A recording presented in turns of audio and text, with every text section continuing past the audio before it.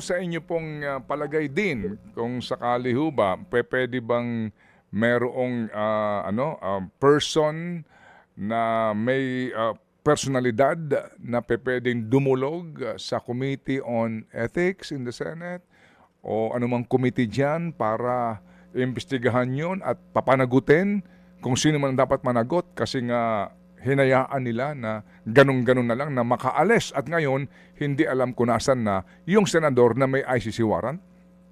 Kaya dapat buuin ang narrative, no? Buuin ang narrative, ang kwento from beginning up to the end para makita kung meron ngang layunin o intensyon o design ito para na nga makatakas si Senator Bato. Sapagkat nga siyempre titingnan rin natin ang batas, no? Dapat knowingly and willfully, sabi ng batas, na yun ang design nila para itakas, no? Madaming maaring maging sagot pero on its face now, para nga atang meron. Yun ang opinion.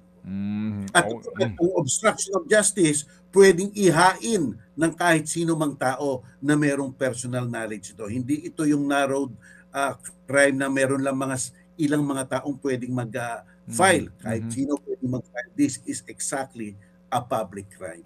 Opo, ito po yata prisyon correctional in its maximum. Kumbaga po, hanggang 6 years of imprisonment din.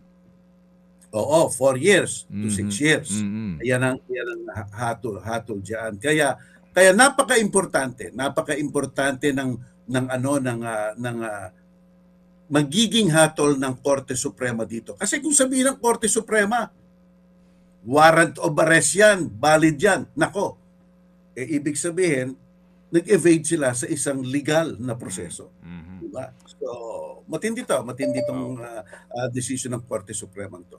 Sige. Pero hindi pa rin decision, hihintayin pa natin. Mga kapatid, patuloy po kayong tumutok sa 105.9 True FM para sa totoong balita, impormasyon, music and entertainment. Mag-subscribe sa aming YouTube channel at podcast at sundan nyo kami sa Facebook, Instagram, X at TikTok sa True Network PH. Bisitahin din po ang aming official website, truefm.ph. At panoorin din kami sa True TV Signal, Channel 19. Kami po ang 105.9 True FM.